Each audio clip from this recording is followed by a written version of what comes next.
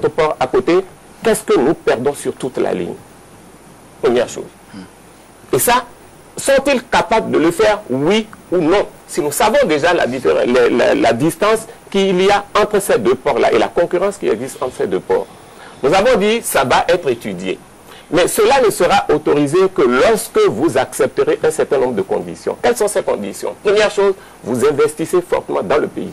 Donc, vous allez construire un terminal à véhicules moderne dans ce pays-là. Informatisé. Ils ont dit oui, ça va être fait. Qu'est-ce qui va être fait d'autre? Vous allez embaucher des Béninois et d'une manière générale des dockers qui faisaient le travail ici. Vous en embaucherez, si vous voulez, du personnel permanent. Ils ont promis un embauché. Je crois qu'ils avaient dit un chiffre de 200 par là. Ensuite, nous étions en réforme en ce qui concerne l'utilisation des dockers. Parce que ces hommes, j'ai toujours dit depuis que je suis arrivé, je leur rends hommage.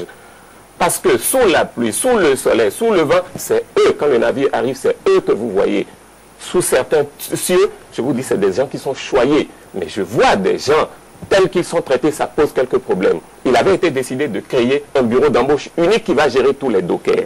Cela veut dire que tout manutentionnaire, y compris Grimaldi, qui s'installe, tout manutentionnaire qui a besoin de dockers doit s'adresser au bureau d'embauche unique. Cela veut dire tout simplement qu'ils n'iront pas chercher des dockers ailleurs. C'est toujours dans le lot qui existe qu'ils vont choisir des dockers. Mais ce serait sous leur responsabilité, ils contrôleront mieux les choses. Ils ont dit qu'ils vont former ce personnel. Ils formeront même une partie du personnel de la SOMAP qui opère sur des véhicules d'occasion. Parce qu'au fait, eux, ils ne veulent traiter que leurs navires, uniquement leurs navires, pas d'autres navires.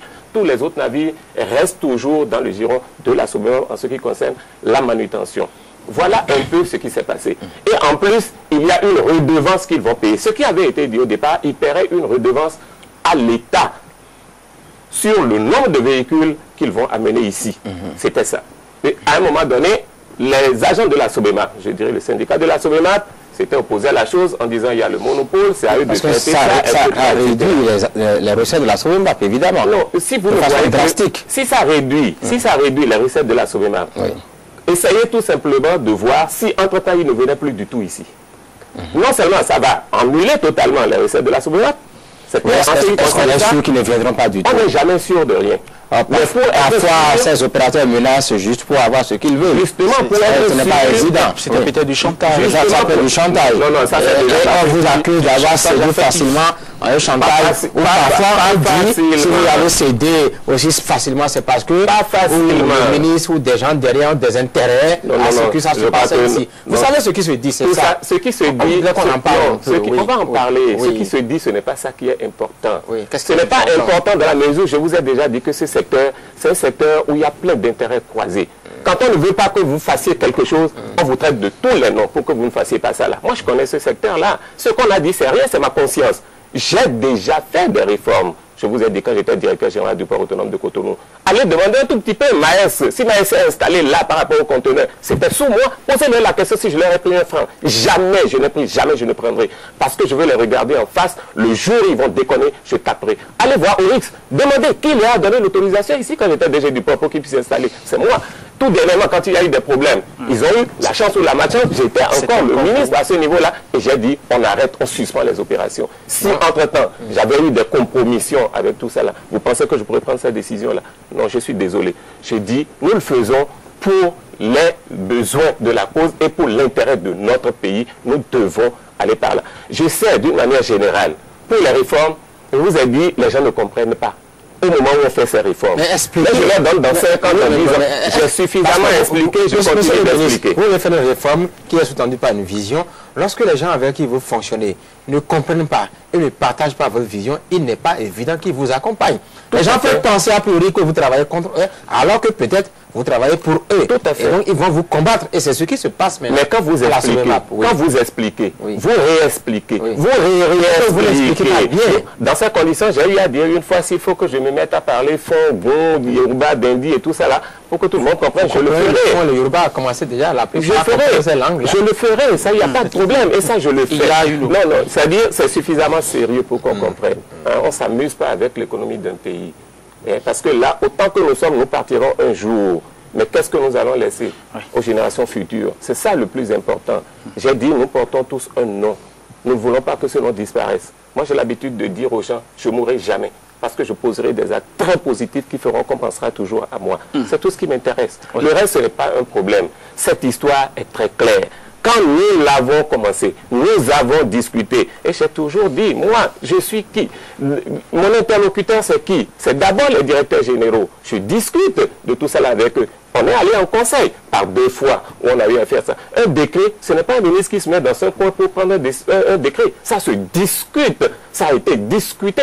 On a pris un décret. On a pris un arrêté d'application. Tout ça, là, ça a été discuté. Oui. On a fait des commissions autour de tout ça, là. Le ministre d'État a présidé des commissions. On est allé chez le chef de l'État. Je crois que tout ça, là, on a passé tout ça, là, en revue pour que les gens comprennent. Mais quand vous voulez faire des réformes, avec tout ce qu'il y a comme opposition, parce qu'il y a des gens qui ont peut-être d'autres intérêts inavoués, je ne veux pas aller dans ces détails, c'est que ce que vous devez faire en un mois, on vous amène finalement et péniblement à réaliser ça en un an. Vous pensez qu'en économie, on s'amuse comme ça là? Oui. Les dispositions à prendre aujourd'hui, vous ne les prenez pas, alors dans 5 ans, ça vous rattrape et ça crée d'énormes problèmes. Oui. Dans tous les cas, ça veut dire que... dans tous les cas, ce qui est important pour moi, c'est d'annoncer la chose, d'insister là-dessus, que tout le monde comprenne pourquoi nous faisons ça. Ce n'est pas pour Badarou que je fais ça là, je le fais pour le pays. Je suis dans un gouvernement, il y a une vision, cette vision est claire, il faut pouvoir définir correctement les choses et les appliquer. Parce que quand on finit de discuter, il faut agir.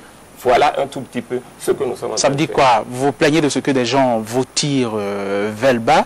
Et surtout, on a vu, c'est de l'ordre, mettons, de la scène carrément. Vous-même et le directeur général de la SOBEMAP, vous vous êtes marché sur les pieds, ce qui a fait un peu désordre. C'était dans le cadre du blocage, la dernière, du blocage d'un navire de Grimaldi.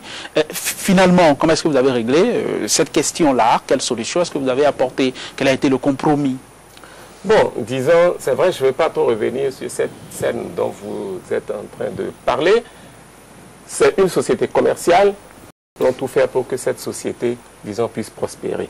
Donc, ce n'est pas le lieu pour qu'on puisse parler, disons, de mauvais aspects d'une société commerciale. Deuxième chose, après toute cette discussion, vous avez vu, on ne peut pas être en train de faire la promotion du port et en même temps constater des blocages au niveau de ce même port. Voulons-nous que des opérateurs étrangers viennent dans notre pays? Moi, je voudrais exhorter tout le monde à beaucoup plus de discernement par rapport aux actes qu'on veut poser. Quand on veut poser des actes, il faut s'oublier un tout petit peu et penser à l'intérêt général. C'est la première chose. Parce que le port de Cotonou, il n'y a pas que la SOBEMAP qui travaille au niveau du port de Cotonou. Il y a beaucoup d'autres opérateurs qui travaillent au niveau du port de Cotonou. Et c'est le pays tout entier qui se nourrit du port de Cotonou. Faisons en sorte que ces navires puissent continuer de venir pour le bonheur de notre pays. Ceci étant, quand il y a eu toutes ces discussions, vous avez vu, il y a eu l'arbitrage du président de la République qui a reçu les gens, ils ont discuté, etc. Il y avait une redevance à payer à l'État. C'est ce que j'avais dit tantôt. Le principe a été retenu, puisque dans le temps, quand ça a été fait, le dossier a été transporté au niveau du ministre d'État qui a eu à recevoir les deux parties, c'est-à-dire Grimaldi et SOBEMAP, pour discuter. Et a demandé qu'ils continuent d'approfondir leur partenariat. Parce qu'en fait, il s'agit d'un partenariat. Qu'est-ce que nous faisons, qu'est-ce que vous faites, comment on peut s'entraider, etc. C'était comme ça là.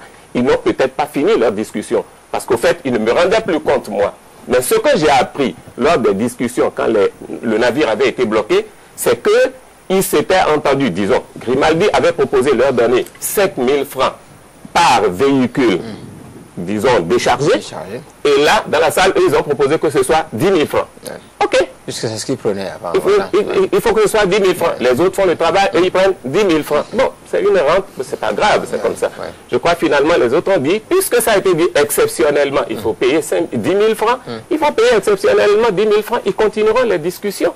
C'est ça, c'est ce qui a été fait. Et les autres ont pu décharger leur navire. Il dit aussi qu'il leur avait promis que même si Grimaldi amenait ses navires, que c'est eux qui allaient faire le traitement. Et ils constataient qu'en réalité, on les mettait de côté et qu'est-ce qu'ils vont devenir, qu'est-ce qu'ils vont manger. Suivi. Est-ce que c'était vraiment comme ça? Non, il y a eu des amalgames. Non, ce n'était pas comme ça. Ce n'était pas comme ça. C'était pas comme ça là. Le navire est arrivé. Ou avant que le navire n'arrive, vous voulez, ils ont dit, j'ai appris ça là après, que Grimaldi les avait saisis pour dire notre navire arrive, sur le navire il y a telle chose. Eux, ils ont pris les dispositions pour décharger et les conteneurs et les véhicules. et qu'entre-temps, Grimaldi leur a écrit que ce n'est pas erreur qu'on leur a envoyé tout ça là, mais qu'on leur précise qu'ils ont à traiter les conteneurs et que ce sont eux qui traiteront les véhicules. Voilà ce qu'ils ont dit. Toujours est-il que la lettre que moi j'ai vue, j'ai été ampliataire d'une lettre, c'est la lettre que Grimaldi leur a envoyée pour dire nous avons des conteneurs, nous avons des véhicules, vous traitez les conteneurs. Mais dans tous les cas, vous savez, aujourd'hui, le traitement de conteneurs a été libéralisé. Ça veut dire que ça peut être fait soit par Coman SA, soit par SMTC, soit par Sobemap.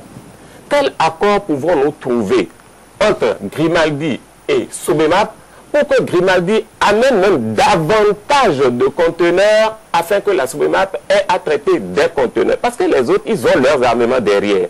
Donc tout ce qui arrive par Maersk, c'est traité systématiquement par Coman SA. Tout ce qui arrive par le groupe Bolloré, c'est traité systématiquement par SMTC. Mais quel groupe maintenant peut-on trouver à la Sobemap derrière tout ça là?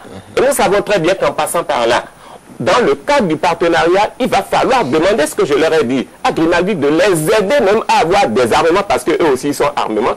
C'est de gros armements, ils s'entendent entre eux de l'autre côté. Donc dans le cadre du partenariat, leur demander par exemple comment pouvez-vous nous aider à avoir des bateaux, des armements qui amèneraient aussi des conteneurs qui viendraient vers nous au lieu que ça aille. Est-ce qu'il faut laisser négocier entre les pays, il faut arbitrer parce que quand même c'était une société d'État que vous avez libéralisé la plupart des activités qu'ils faisaient avec monopole. Est-ce qu'il faut les laisser? Parce qu'on a vu avec le dernier cas, les gens n'ont visiblement pu s'entendre et ça commence pas à créer problème. Et est-ce qu'il n'y a pas une part d'arbitrage du ministère ou du gouvernement? Non, vous savez, vous-même vous parce que c'est vrai sur une tantôt. société commerciale, mais dans la mise en place de cette réforme et du fait que certaines choses commencent à échapper progressivement à la Sobemap, il faudrait quand même que le gouvernement ou le ministère interviennent pour faciliter et accompagner. Et lorsqu'on les écoute, ils n'ont pas l'impression, c'est ce qu'ils disent, que le ministère de tutelle les accompagne. Non. Vous l'avez dit tantôt. Ça a commencé comment?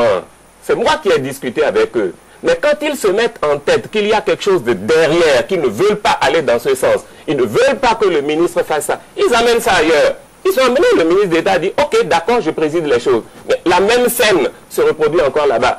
Il ne s'agit pas, quand on va en négociation, de dire il faut absolument que ce soit mon point de vue qui passe. C'est clair. Il faut pouvoir discuter, trouver un terrain d'entente. C'est comme ça que ça doit être. Très bien. Il faut donc un supplément de pédagogie dans cette affaire-là, mais on comprend en même temps votre frustration. Vous avez dit qu'en temps, il ne vous rendait plus compte, ça ne nous a pas échappé. Et puis, on peut parler longtemps et longtemps de la façon foraine dont a été réglée cette question-là. Vous parliez de compromis mou à l'étape où on en est. Et j'ai deux questions pour vous.